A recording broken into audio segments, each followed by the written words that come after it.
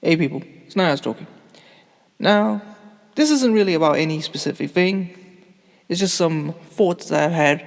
Now, one of my followers sent me a clip where apparently American farmers are being ordered to depopulate their farms, like get rid of crops and kill animals. And it made me think about some other things, and I was like, obviously, we were talking about, a lot of these farms are going to go out of business and stuff like that.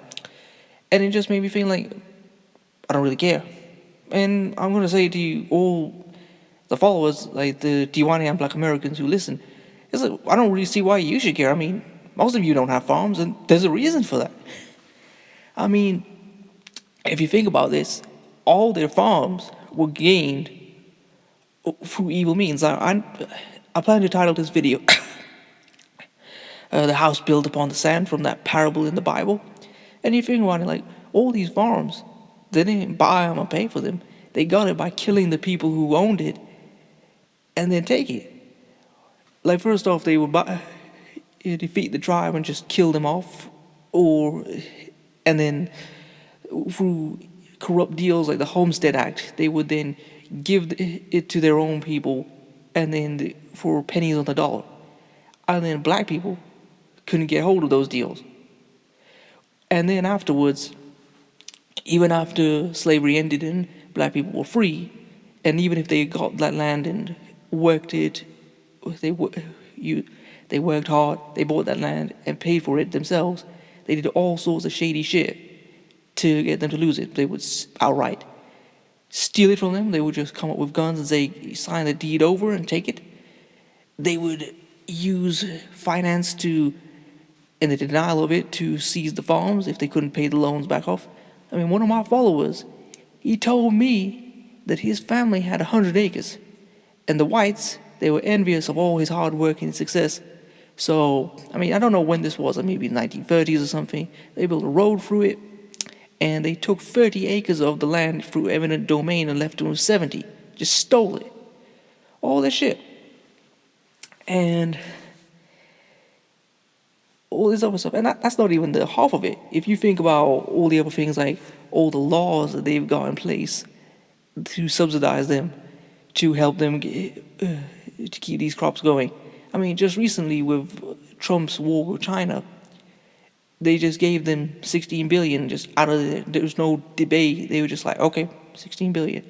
But they'll tell you the reparations that you were owed. You can't get it. And these farmers who are just coddled with all these things, land they didn't have to pay for, land that they stole, subsidies, and land grant colleges that Martin Luther King talked about. And now that they're being taken, in a way you could just say this is the cycle of life, ill-gone gains. And the thing is, this isn't even enough. Like, they still have the farms and the land in Africa that they stole. They still got that. And my thing is to the Tiwanian Black Americans, is that this house built on the sand that they're trying to tell you, oh my God, it's so bad. When was it ever good for you? Anything good America has ever given you, what do you call it? It was built with your blood, sweat, and tears. And for you to even access it, you had to fight to get it. And you're still getting the worst of it even to this day.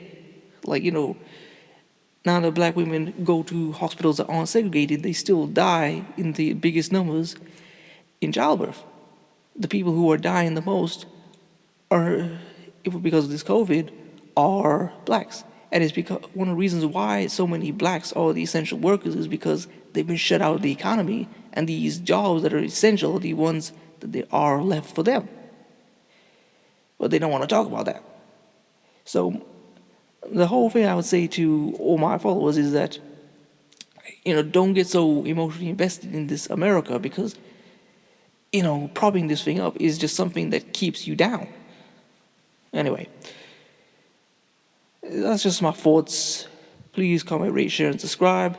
Peace.